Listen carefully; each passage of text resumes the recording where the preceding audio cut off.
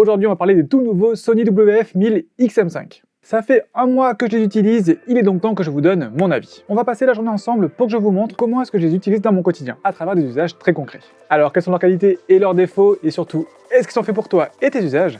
C'est ce qu'on va voir ensemble.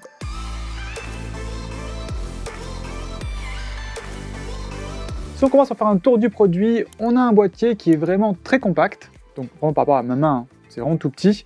C'est légèrement plus haut que le boîtier de l'an dernier, mais par contre, ce sera beaucoup plus fin. Déjà que niveau encombrement, c'est très bien avant, là vraiment, ça rentre dans une poche sans problème. Comme vous pouvez le voir, le boîtier est en noir mat, donc ça fait vraiment très chic, je trouve.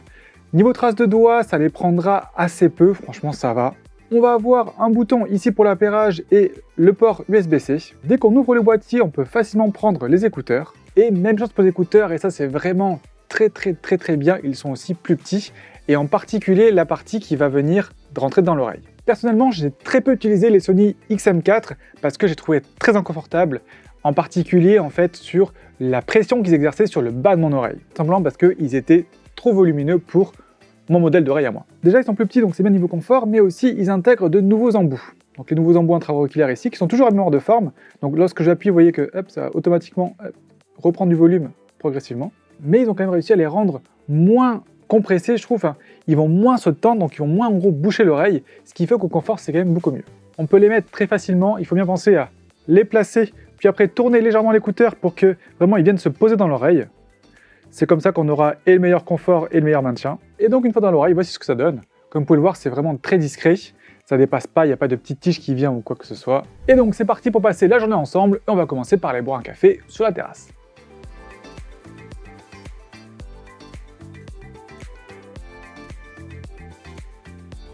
Pour ce qui est du confort, c'est effectivement beaucoup mieux qu'avant.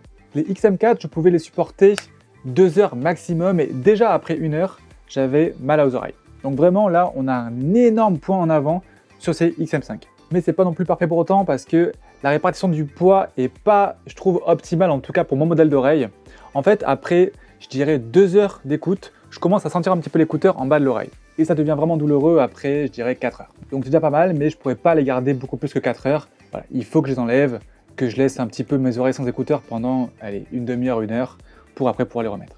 Autre point important, et ça on l'a vu lorsqu'on a regardé les écouteurs, c'est que des écouteurs qui sont vraiment intra, donc ça va vraiment bien boucher le coin auditif, donc ça c'est super pour la réduction de bruit passive, on en reparlera après, mais voilà, il faut quand même s'y habituer. Donc on a vraiment un mix entre les embouts traditionnels et les embouts à mémoire de forme, ce qui fait qu'on a bien l'oreille qui est bouchée, mais en même temps ça va pas non plus trop appuyer de tous les côtés, et donc je trouve que c'est vraiment le bon compromis qu'a trouvé Sony. Bon, du coup le confort c'est pas mal, mais qu'est-ce que ça vaut au niveau maintien? Allez, on se trouve dehors, on va aller courir.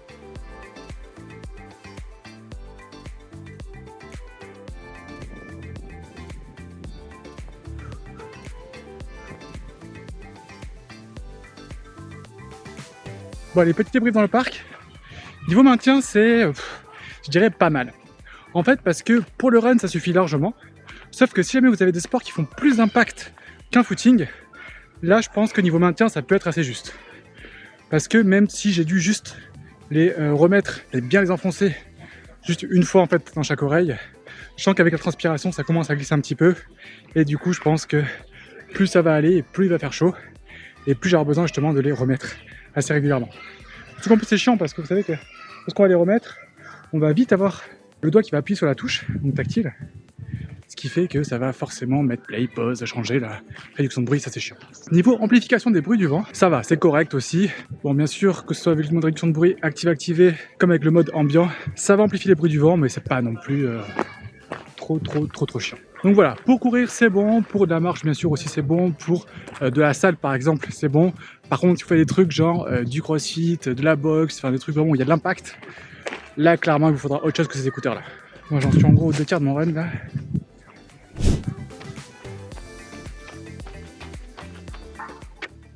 Allez, fin du run, après 45 minutes, ça fait quand même plaisir de les enlever. Je vous dis niveau confort ça va, mais là avec les petits impacts en plus, ça appuie encore plus sur le bas de l'oreille. Je commence à les sentir quand même. Allez, il est temps de travailler un petit peu, on se retrouve donc au bureau. Et premier truc que j'ai vraiment adoré, c'est que enfin les écouteurs sont multipoints, et surtout sont multipoints en conservant la connexion LDAC avec le téléphone. Je vais donc pouvoir écouter de la musique depuis mon ordinateur. Si jamais il y a un appel qui arrive, les écouteurs passeront automatiquement sur mon téléphone et du coup ça c'est juste trop pratique. J'ai pas à passer de l'un à l'autre. C'est exactement ce que je demande à un produit de ce type. Et en plus, comme on l'a vu lorsque j'étais courir, j'ai connecté les écouteurs à ma montre. En fait, grâce à Android Fast Pair, je peux passer hyper facilement et rapidement d'un produit Android à l'autre. Et donc pour travailler, c'est juste trop bien, surtout quand on pense à l'excellente réduction de bruit active qu'on a par-dessus, qui fonctionne très bien sur les médiums et les aigus. Et ça, en open space, c'est particulièrement agréable. On peut vraiment se mettre dans une bulle grâce à cette réduction de bruit active, vraiment dans toutes les conditions possibles, que ce soit dans la rue, que ce soit dans les transports, que ce soit en open space, je l'ai dit, dans un café, n'importe où en fait. Vu qu'on a une bonne réduction de bruit active à la fois sur les basses, les médiums et la réduction de bruit passif qui elle va vraiment bien jouer sur tout ce qui va être bruit aigu, il suffit d'un tout petit peu de musique et vraiment on n'entend plus rien autour. Pour tout vous dire, cette vidéo-là, j'ai tourné en 2 fois parce que la première fois, je l'avais tournée avec les écouteurs dans les oreilles, avec la réduction de bruit activée et en plus dehors, et j'avais même pas entendu qu'il y avait un énorme bruit derrière. Je vous mets le rush par exemple. Oui, du coup, on en reparlera, je pense, toute la journée pour le confort. Les écouteurs intra, autant intra que ça. Voilà, moi j'entendais vraiment quasiment rien du tout. Et j'ai pas peur de le dire, c'est vraiment la meilleure réduction de bruit active qu'on a, pour l'instant en tout cas, sur des écouteurs sans fil. Là où sur les XM4 c'était déjà très bien, mais on avait vraiment intérêt à bien placer l'écouteur, à bien boucher l'oreille, nanana. Ici on est quand même beaucoup plus libre de ces mouvements, on va pas passer son temps à les remettre pour avoir le meilleur son et la meilleure réduction de bruit active. Donc vraiment en termes de praticité, il y a un gros step au-dessus, et ça pour moi ça change tout. Pour continuer avec le boulot, autre point fort aussi, c'est que j'ai remarqué que les écouteurs, ou mon Mac, ou Premiere Pro, faisaient en sorte de compenser la latence lorsque je fais du montage vidéo. Et vraiment là où avant, c'était très rare que je monte avec des écouteurs sans fil, là je trouve que ça marche plutôt pas mal. En fait, on va voir que lorsque je vais faire play ici, on va voir que le curseur va mettre du temps à partir. On voit que par contre quand j'arrête, ça s'arrête tout de suite, mais au départ, ça prend un petit peu de temps. Donc pour faire du dérush, donc c'est-à-dire sélectionner les plans que je vais garder, c'est vraiment largement suffisant. C'est plus pour le mix audio final et vraiment quand il faut aller chercher vraiment le son qu'on veut absolument, que j'ai plutôt repassé sur un casque, mais pour 80% du boulot d'un montage vidéo, je peux maintenant le faire aux écouteurs, et ça c'est juste trop bien. Allez, dernier élément hyper important lorsqu'on travaille, ça va être forcément la qualité du micro, parce que oui, on passe de plus en plus de temps en visio, et là malheureusement, c'est plus tout aussi bien. Ok, donc voici un exemple du micro des Sony WF-1000XM5 en environnement très calme. Donc là, je suis au bureau, il y a un petit peu de résonance, mais vraiment, il n'y a aucun bruit autour de moi. Et le problème de ces écouteurs, c'est que le micro, donc qui est situé vraiment ici, là, est quand même situé assez loin de ma bouche. Ce qui fait qu'on sent qu'il y a cette voix déjà assez robotisée, on n'entend pas trop le timbre de ma voix, et ça, c'est assez dommage, en particulier quand on sait qu'on est en environnement calme. Et là, on va passer en environnement bruyant. Voilà, donc là, comme vous pouvez l'entendre, vous, j'ai mis un gros bruit de ville directement sur mes enceintes de mon ordi juste en face. Et donc là, voici un exemple du micro des Sony WF-1000XM5 en environnement très bruyant. Et là, oui, bizarrement, même si la réduction de bruit active est vraiment hyper efficace pour moi, ça va vite devenir désagréable de parler avec moi lorsque tu es en environnement bruyant. Et c'est un petit peu dommage, mais bon. Forcément, le micro est hyper loin, il n'y a même pas de tige ni rien pour diriger bien le micro. Compliqué de faire des miracles. L'application Sony est vraiment super complète. On va donc avoir 4 panneaux différents. Donc le premier, ça va être l'état. Là, je vais pouvoir voir le codec qui est utilisé, donc juste en haut ici. Je vais pouvoir voir aussi la batterie de chaque écouteur ici. Et enfin, je vais pouvoir voir à quels appareils est-ce que les écouteurs sont connectés. Donc là, par exemple, j'ai le MacBook Pro et le Z Flip. Et je vais là-dessus, je pourrai aussi aller repasser sur l'Xperia One Mark V si je veux. Lorsque je vais passer ici dans le son, c'est là que je vais pouvoir contrôler la réduction de bruit active. Et ce qui est cool, c'est que je vais pouvoir avoir donc soit la réduction de bruit active, soit le son ambiant pour lequel je vais pouvoir mettre plus ou moins de son ambiant si je veux. Donc là, je suis vraiment à fond. Le réduire un peu si je veux, donc pour pas en avoir trop. En fait, partez du principe qu'au-dessus de 10, je vais commencer à avoir un bruit blanc. Donc c'est pas forcément hyper agréable, en particulier si vous êtes dans un environnement très calme. Et je vais pouvoir aussi concentrer sur la voix, donc ça veut dire que ça va tout boucher, sauf les bruits de voix. Ça, par exemple, au bureau, c'est pas mal parce que ça permet de pouvoir masquer quand même le bruit de la climatisation, par exemple, mais tout en restant conscient de tout ce qui se dit autour de moi. Cette fonction, lorsque je vais l'activer, ben là, hop, ça y est, ça a marché, c'est que dès que je vais parler, automatiquement, les écouteurs vont passer en mode son ambiant. Ce qui fait que si jamais on vient de parler, hop, je commence à parler moins, hop, ça passe en mode son ambiant, je peux discuter avec la personne. Dès que j'ai arrêté de parler, au bout de 3-4 secondes, hop, ça va repasser en mode réduction de bruit active, et du coup, je serai de nouveau dans ma bulle. Bien sûr, avec Sony, j'ai un vrai égaliseur qui est très complet, avec des paramètres prédéfinis, mais bien sûr, je vais pouvoir aussi moi-même créer le mien, avec les deux personnalisés ici. Hop, j'ai juste aller sur la petite roue crantée ici, et je vais pouvoir après régler mon égaliseur comme je le sens. hop, ainsi de suite. Et vraiment là, le truc en bas, clear bass, ça c'est vraiment si vous voulez que ça pète à mort sur les basses, vous le mettez pas à 10, hein, vous le mettez déjà à 4-5, c'est déjà largement suffisant. Bon, après, personnellement, moi je suis assez content de l'égalisation de base, et vu que j'écoute des styles de musique qui sont très différents, pour éviter de toujours avoir à toucher en fonction de ce que j'écoute, il faudra le laisser là-dessus, et c'est déjà très bien. On va pouvoir aussi après analyser la forme de son oreille pour adapter la musique en fonction. Ici, sur la qualité du Bluetooth, lorsqu'on est en priorité à la qualité sonore, c'est là où on va débloquer le codec LDAC. En priorité à la connexion stable, on sera limité en AAC, mais du coup, on sera beaucoup moins sujet à tout ce qui va être perturbation. Par exemple, si vous prenez beaucoup les transports et qui sont assez bondés, généralement, il vaut mieux être en priorité à la connexion stable. Ça évite des déconnexions, ça évite que la musique se coupe et tout ça. Dans le système ici, là, je vais pouvoir activer du coup le mode multipoint pour se connecter à 2 appareils en même temps. L'assistant vocal, je vais pouvoir aussi le mettre, bon là du coup là moi j'ai mis l'assistant Google, et ici je vais pouvoir régler les fonctions que j'aurai en commande. Malheureusement ça va fonctionner que par famille. En gros je vais pouvoir régler différemment ce qui se passe à gauche de ce qui se passe à droite, mais après j'aurai juste en gros le choix d'une famille. Donc je ne pourrais pas en fait ici personnaliser ce que je fais par exemple en tapant 2 fois. Ce que j'aurai à faire c'est en gros c'est est-ce que je veux que à droite j'ai le contrôle du son ambiant, est-ce que je veux les commandes de lecture ou est-ce que je veux rien du tout. Au final, on n'a pas trop le choix. Les commandes de lecture seront à droite et j'aurai la console du son ambiant à gauche. Sauf que là, vous voyez que pour 2 tapes et 3 tapes, j'ai rien du tout. Par contre, le truc sympa, c'est que j'ai bien aimé, c'est la fonction qui permet, lorsque je reste appuyé ici, de passer automatiquement en mode son ambiant. Voilà, juste le temps que je reste appuyé ici, je relâche et c'est bon, je suis de nouveau en mode réduction de bruit. Pour baisser le volume, 4 tapes, t'as vraiment intérêt à compter. Pour rien vous cacher, ça je le fais jamais, c'est soit au téléphone, soit avec la montre si je l'ai au poignet, mais voilà, 4 fois c'est beaucoup trop. Les gestes de la tête ici, ça permet de pouvoir décrocher ou raccrocher en secouant la tête. Vous faites juste clac avec la tête pour décrocher, et si jamais vous voulez pas décrocher, vous faites comme ça. Ça honnêtement je l'ai pas activé, j'ai trop peur de décrocher sans vouloir. S'interrompre en retirant le casque, c'est tout simplement lorsque je vais retirer un écouteur, automatiquement la musique va se mettre en pause. Capturer la voix lors de l'appel téléphonique, ça permet du coup de me renvoyer ma propre voix lors d'un appel, ça évite qu'on crie forcément. J'ai mis les écouteurs en français, les mises à jour et tout ça. Et après dans les services, là on aura juste Spotify Tap et Handle Quick Access. Malheureusement j'utilise aucun de ces 2 services là, donc ça je ne pourrais pas vous en dire plus. Donc voilà, vous l'avez vu, application vraiment hyper complète, on peut vraiment faire tout ce qu'on veut. Juste vraiment dommage pour les contrôles, qu'on puisse pas mieux les personnaliser. Par exemple là j'ai rien avec 2 tapes ou 3 tapes. Ça aurait été trop bien pour le volume. Et ça y est, il est temps de parler du son. Bon, le son, je ne vais pas passer par 4 chemins, il est juste excellent et c'est assez fou, en particulier pour des écouteurs qui sont sans fil.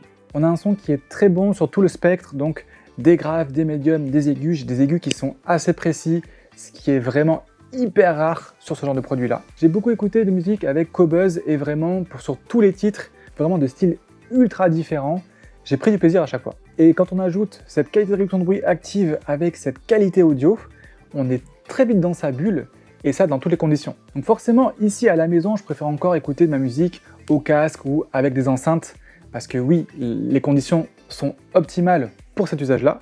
Par contre, dès qu'on est en déplacement, typiquement dans les transports ou en extérieur, ça c'est hyper mobile, c'est hyper portable, et vraiment la bulle sonore qu'on arrive à se créer avec ces produits-là, c'est juste trop bien. Donc pour la musique, vraiment excellent son, peu importe le style de musique que vous écoutez. Et ce qui est cool, c'est qu'avec l'application et l'égaliseur, vous pouvez après vous personnaliser le son un petit peu comme vous préférez. Par exemple, si vous écoutez beaucoup de hip-hop, beaucoup d'électro, ça vaut le coup de mettre un petit peu de basse, vous allez voir, vous allez prendre beaucoup de plaisir. Sur d'autres usages comme de la vidéo par exemple, là aussi c'est très bien parce que vu qu'on est bien isolé, vu qu'en plus les écouteurs disposent d'une très bonne stéréo et d'une très bonne spatialisation, ça fait qu'on va vraiment être hyper vite émergé dans le contenu. Pour peu qu'il y ait une belle bande audio avec des beaux sons d'ambiance, de la belle musique, vraiment c'est juste aussi excellent pour regarder des films et de la vidéo. Et vu que les médiums sont aussi très bien sur ce produit-là, tout ce qui est voix, tout ce qui est timbre de la voix, ça va aussi très bien ressortir, ça va être très agréable. Mais bon, pour la qualité audio, s'il y a bien un usage qui est très compliqué pour des écouteurs sans fil, ça va être le jeu vidéo parce que la latence va être très importante. On parle de ça tout de suite. Bon allez, forcément, mon setup jeu préféré, c'est le hamac. Et ce qui est assez fou avec ces écouteurs-là, c'est qu'on arrive à avoir quand même très peu de latence. Et si peu de latence qu'on peut vraiment jouer confortablement, même à des jeux assez nerveux. En fait, il faut savoir que ces écouteurs-là intègrent la dernière version du Bluetooth, donc le Bluetooth 5.3, ce qui lui permet d'être moins sujet à tout ce qui est perturbation, mais surtout ce qui lui permet aussi de baisser la latence. En fait, ça se voit très bien par exemple sur des jeux de tir type Call of Duty où forcément lorsqu'on va appuyer sur tirer, il faut qu'on ait le bruit de l'arme qui part direct. Et là, c'est quasiment le cas. Donc il y a juste une toute petite latence, mais c'est beaucoup moins dérangeant que la majorité des écouteurs. Et ça, associé à la très bonne spatialisation des écouteurs, On va vraiment pouvoir être conscient de tous les ennemis qui sont autour de nous, et surtout de tous les bruits de l'environnement pour pouvoir forcément gagner notre partie. Donc là où sur la majorité des écouteurs sans fil, je vous dis attention si jamais vous jouez à des jeux un petit peu nerveux ou quoi, nanana, là ça marche très très bien, mais que si vous avez un téléphone Android. Sur un iPhone, on retrouve la latence en fait de 1 demi-seconde qui est vraiment assez gênante. Sur les mobiles Android récents, vraiment que ce soit sur le Sony, donc Xperia One Mark V ou avec le Samsung Z Flip 5, c'est juste trop bien. Mais du coup, est-ce que les Sony WF-1000 XM5 sont faits pour toi? Ils seront vraiment parfaits pour toi si tu cherches la meilleure réduction de bruit active pour des écouteurs. Vraiment, c'est assez fou leur performance, que ce soit sur des basses, des médiums ou des aigus, on arrive hyper facilement à se créer sa petite bulle juste en mettant un tout petit peu de musique. Et donc ils seront à l'aise à la fois dans les transports, en open space, en extérieur, bref absolument partout. Ils seront aussi parfaits pour toi si tu cherches le meilleur son possible sur des écouteurs. Et là-dessus j'insiste encore plus parce qu'ils sont vraiment à l'aise sur tout type de contenu et tout style de musique. Vu qu'on a un égaliseur qui permet vraiment de personnaliser le son comme on veut, et qui sont aussi bien à l'aise sur de la musique que sur du film, que sur du jeu vidéo, vraiment on a une possibilité infinie de contenu qu'on va pouvoir apprécier avec ces Sony. Et enfin, ils seront aussi parfaits pour toi si tu cherches des écouteurs avec une excellente autonomie. Ça, j'en ai pas parlé parce que tout simplement, j'ai pas réussi à faire descendre la batterie à 0 lors de cette journée. Pour vous donner une idée, je les ai déjà gardés 8 heures dans la journée sans arriver à faire descendre la batterie à 0. Bon, il me restait plus grand chose, mais vraiment 8 heures d'autonomie sans remettre les écouteurs dans leur boîtier. Donc vraiment 8 heures d'autonomie que écouteurs avec la réduction de bruit activée non-stop. C'est juste dément niveau autonomie. Et du coup, ils ne seront pas faits pour toi si jamais tu n'aimes pas les intra-auriculaires, parce que oui, en plus, ceux-là sont vraiment intra, donc voilà. Il ne faut pas avoir peur de mettre vraiment les écouteurs bien au fond du conduit auditif. Ils ne seront pas non plus faits pour toi si jamais tu passes beaucoup d'appels, en particulier dans des environnements bruyants. Tu l'as entendu, en environnement bruyant, la voix est vraiment hyper robotisée, même si, du coup, les écouteurs coupent bien tout ce qui est bruit environnant lorsqu'on ne parle pas, donc ça c'est chouette. Mais par contre, dès qu'on va parler, tu entends que c'est hyper robotisé, qu'on retrouve du bruit qu'il y a derrière. C'est vraiment pas terrible. Et enfin, il ne sera pas non plus pour toi si jamais tu n'es pas prêt à mettre aussi cher dans des écouteurs. Parce que oui, vraiment, avec un prix au-delà des 300 €, ça devient quand même vraiment assez cher. Sachant qu'on trouve des écouteurs maintenant autour des 200 € qui sont vraiment très très bien. Alors certes, ils ne seront pas aussi efficaces niveau réduction de bruit active, en particulier dans les aigus. Certes, ils n'auront pas un son qui sera aussi précis, en particulier aussi dans les aigus. Mais bon, c'est quand même un prix qui est assez conséquent et qui est plus cher de leurs principaux concurrents, par exemple les AirPods Pro 2. En conclusion, pour ma part, c'est les écouteurs que j'utilise le plus actuellement, tout simplement parce que j'ai quitté mon iPhone pour le Samsung Z Flip 5. Et donc forcément, je préfère utiliser ces Sony-là que mes AirPods Pro 2 avec un Samsung.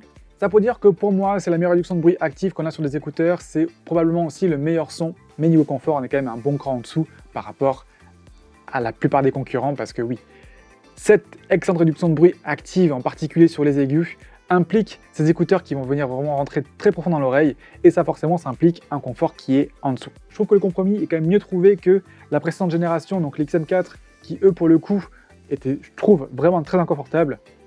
Là, l'inconfort, on l'a à partir des 2 heures d'écoute, donc bon, c'est déjà quand même pas mal. Comme toujours, bien sûr, je vous mets quelques liens en description si jamais vous êtes intéressé par ces Sony WF-1000 XM5. N'hésitez pas à poser toutes vos questions en commentaire, j'y répondrai avec grand plaisir. Pensez à mettre un petit pouce vers le haut si la vidéo vous a plu et vous a aidé, ça motive vraiment. Et nous, on se retrouve très vite en live ou en vidéo. Et on parlera notamment d'un petit produit Sony qui est vraiment sympa aussi.